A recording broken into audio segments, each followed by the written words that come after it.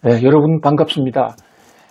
요즘 미국 국채 금리가 심상치가 않습니다. 자, 미국의 국채라는 게 국가가 발행하는 채권, 회사에 회사채가 있고, 은행에 은행채, 또 금융기관에 금융채, 지방정부의 지방채가 있다면 중앙정부가 발행하는 것을 흔히 국채라고 합니다. 그 중에서도 이제 미국 정부가 발행하는 국채는 트레저리 본드, 30년짜리 이상은 본드, 또 중장기는 트레저리 빌, 그보다도 더 단기는 트레저리 노트, 이런 식으로 해석을 하는데요. 아무튼 미국 국채, 구체적으로는 미국 재무부가 발행합니다. 무디스라는 신용평가회사가 미국에 대해서 최근에 신용등급을 덜커덩 떨어뜨리면서 뉴욕 증시를 비롯한 금융시장에 상당한 긴장을 불러일으키지 않았습니까? 그 신용등급이 바로 미국 국채에 대한 신용등급이거든요. 미국 국채가 위험하다. 그러니까 그동안에는 가장 안전한 1등급에 올렸는데 미국 국채에 좀 문제가 있으니까 안전도 우리 신뢰하지 못한다 하면서 조금 등급을 내린 거예요. 물론 아주 많이 내리지 않았기 때문에 미국 국채가 당장에 부도가 난다든지 이런 거하고는 전혀 거리가 먼, 다만 조금 믿음성이 떨어졌다. 자, 이 믿음성이 떨어졌다 했을 때 나타날 수 있는 바로 즉각적인 반응은 미국 국채 가격이 떨어져 버리는 겁니다. 왜냐하면 미국 국채가 조금 불안하다 이러면 국채 사겠다는 사람들이 생각을 바꿀 수가 있죠. 국채 안 사. 이러면 뉴욕 증시에서 국채의 수요량을 줄여서 사겠다는 수요를 줄이면 사겠다는 자금이 줄어들면 국채 가격은 떨어져요. 자, 그 다음에 또 하나, 무디스가 이번에 미국 신용등급, 국채 신용등급을 떨어뜨린 핵심적인 요인은 미국이 재정 적자가 많기 때문에 더 늘어날 것이기 때문에 국채를 더 많이 발행할 거야, 이런 경고거든요. 그러면 국채를 더 많이 발행한다는 얘기는 금융시장에 미국 국채의 매물, 공급량이 더 는다는 얘기입니다. 공급이 많으면 숫자가 많아지면 흔해지고 거기서 수요 공급의 원칙상 가격이 떨어집니다. 그래서 지금 미국 국채 가격이 하락하고 있는 것입니다. 자, 이 국채 가격은 금리하고 반비례, 역의 상관관계가 있기 때문에 국채 가격이 떨어진다, 이런 얘기는 국채 금리가 오른다는 얘기거든요. 무디스가 미국의 국가 신용 등급을 한 등급 떨어뜨린 직후에 미국의 국채 금리가 5%를 돌파했어요. 5%를 넘어서 버렸단 말입니다. 물론 시간에 따라서 내렸다 올랐다 하기 때문에 시시각각은 좀 다릅니다만은 어쨌든 무디스의 미국 국가 신용등급 강등 이후에 미국의 국채 가격은 떨어지고 국채 금리는 올랐습니다. 30년 만기 트레저리 본드 TB, 요게 금리가 5%가 됐다.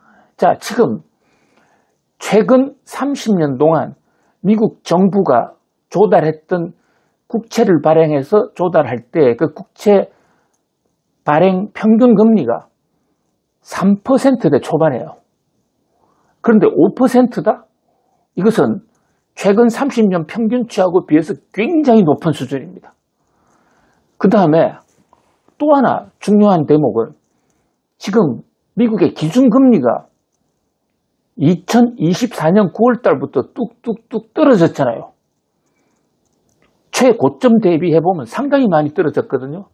물론 최근 들어서 제롬 파월 연준의장이 금리 인하를 하고 있지는 않지만은 그래도 1년 전 비교하면 금리가 많이 떨어져서 지금은 4%대에 안착을 해 있고 이게 좀 더 떨어질 수도 있다는 게 대부분 뉴욕 증시의 희망이라고 할까? 전망이지 않습니까? 트럼프 대통령은 틈만 있으면 제롬 파월 연준의장한테 기준금리 좀 내려, 이렇게 주장하고 있단 말이죠. 자, 기준금리는 모든 금리의 기준이 된다. 우리 이렇게 알고 있지 않습니까? 맞습니다. 모든 금리의 기준이 되고 연방준비제도 이사회의 금리가 내려가면 다른 금리도 하향 안정화되는 것이 맞습니다.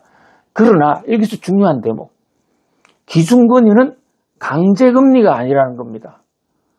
그냥 기준을 한번 잡아보는 거예요. 우리가 학교 체육 시간에 우양우 하면서 선생님이 제일 앞에 있는 학생에게 야 기준 잡아 하면 여기서 기준 하면 그 사람을 향해서 기준대로 따라가잖아요. 이것은 강제금리예요. 그런데 사람이라는 게 선생님이 우양우에도 어떤 사람은 좌양자하는 의도적으로 하는 건지 아니면 얼이 빠져서 그런지 그런 사람들이 간혹 있잖아요. 강제를 하더라도 100% 따라오지 않아요. 그게 현실 금융시장입니다. 그런데 연방준비제도 이사회의 기준금리는 다른 금융기관한테 너 금리 내려 한마디도 하지 않아요. 다만 FF금리라는 게 있습니다. 연방재정금리인데요. 이 페더럴 금리인데 그게 연방준비제도 이사회하고 도매 그러니까 대형 은행들 시티은행이나 BOA 은행들이 부족한 자금을 과부족을 메꿔줄 때 그때 적용하는 금리 요게 그들만의 리그예요. 그런데 그 금리를 내린다는 것은 중앙은행이 통화를 풀기 때문에 시중에도 금리 인하의 압력으로 작용하기 때문에 그냥 우리는 기준금리라고 그럽니다. 특히 그러나 중요한 것은 미국의 기준금리는 연방준비제도 이사회가 기준금리를 내렸다고 해서 다른 데가 반드시 따라가야 될 의무가 있는 것도 아니고 실제로 안 따라가는 경우도 많이 있습니다. 특히 말을 안 듣는 것이 국채금리입니다. 자, 지금 시장의 실세금리의 기준금리보다 더 중요한 게 국채금리예요. 그런데 국채금리는 시장의 수요 공급에 따라 결정이 되거든요. 기준금리는 연준 위원들 18명이 회의하면 금리를 조정할 수 있잖아요. 국채금리는 이것은 정부가 들어와서 개입해서 조정 인위적으로 현재 지금 30년물 국채금리 5%니까 요거 4%로 내려 이렇게 할 수 없게 되어 있습니다. 해도 말도 안 듣고요. 다만 기준금리를 내리면 국채금리도 내려가겠거니 하고 대부분의 경우에는 그렇게 갑니다. 그런데 요즘 미국에서는 이 국채금리가 연방준비제도 기준금리 말을 안 듣습니다. 아니 말을 듣기 어려운 구조가 되어 있습니다. 만약에요 미국 국채가 발행 물량이나 또는 들어오는 물량이 균형이 수요 공급이 균형이 되어 있거나 또는 미국에 재정 적자가 별로 없다 이러면 연방준비제도 이사회가 기준 잡을 테니까 우리 0.25% 내려 이러면 특별한 일이 없는 한 국채금리나 회사채금리도 그 정도 간격으로 내려가는 게 일반적입니다. 그런데 지금 미국의 국채는요 사정이 완전히 다른 게 워낙 미국의 국가 부채가 많고 국가 부채가 많다는 것은 그동안에 발행한 국채가 많다는 거거든요. 거기다가 또 재정 적자가 많지 않습니까? 내년 회계년도 2026년에 무려 트럼프의 예산안을 보면 2조 달러어치의 재정 적자를 예상하고 짠 예산이에요. 그 2조 달러를 우리 돈으로 하면 2,800조 원, 2,800조 원어치 공급 폭탄이 기다리고 있다고요. 우리 아파트 시세도요. 공급을 마구 해버리면 가격 떨어지는 거 아니에요? 아무리 지금 집값이 막 달아오른다 하더라도 예를 들면 노태우 정부 때 30만 원 이러면서 한동안 집값을 잡았거든요. 지금도 한 300만 원, 3천만 원을 지어버린다. 이러면 집값 떨어질 거죠. 국채를 2조 8천억 달러, 2조 8천억 원, 억 달러, 그리고 우리 돈으로 2,800, 미국 돈으로 2조 달러, 우리 돈으로 2,800억 원어치를 발행을 하면 국채금리 잘 안 내려갑니다. 그러니까 국채값은 떨어지고 국채금리가 올라갈 요인이 있다는 것이에요. 그래서 무디스 쇼크 신용등급 내렸기 때문에 뭐 그거 쇼크가 좀 있었지만은 크게 금리 변동하지 않았잖아. 이렇게 하루 시세만 보고 넘길 문제가 아니라는 것이죠. 무디스가 지적한 내용의 핵심, 그 안에 들어가 있는 묵직한 내용 중에는 미국의 재정 적자가 내년에 2조 달러가 될 것이고, 그로 인해서 미국이 한국 돈 2,800조 원의 국채 매물 폭탄을 실어낼 가능성이 있다. 그런 국채가 떨어질 수 있는 겁니다. 그러면 국채 금리가 올라가는 것이죠. 바로 이 대목에서 기준금리와 미국의 국채금리는 다른 길을 걷고 있구나. 물론 같이 가고 싶고 또 같이 가고자 하는 속성이 많이 있어요. 그러나 연방준비제도 이사회 FOMC의 금리 결정보다도 미국 국채금리나 회사채 금리에 더 큰 영향을 주는 것은 발행 물량이라는 거예요. 발행 물량. 미국 연방 정부가 많이 발행하면 국채금리는 올라갈 가능성이 높아요. 물론 많이 팔아도 국채금리가 조정이 될 수가 있습니다. 지금 트럼프 대통령이 다른 나라 정부를 향해서 미국 국채를 사가라. 중국에 대해서 좀 사가라. 일본, 한국에 대해서도 지금 은연중에 국채 매입 독려를 많이 하고 있습니다. 만약에 한국, 중국, 일본, 대만 등 무역 흑자국들이요, 미국의 국채를 대거 사가지 않습니까? 그러면 미국 재무부가 국채 발행 물량을 10% 늘리더라도 수요 측면에서 사가는 세력이 10%가 늘면 시장은 균형 상태에 될 수 있습니다. 그때가 되면 연준이 금리 내리면 같이 내려가겠죠. 자, 오늘 말씀드리고자 하는 것은요, 우리 자꾸 금리를 체크합니다. 왜? 금리가 워낙 중요하기 때문에요.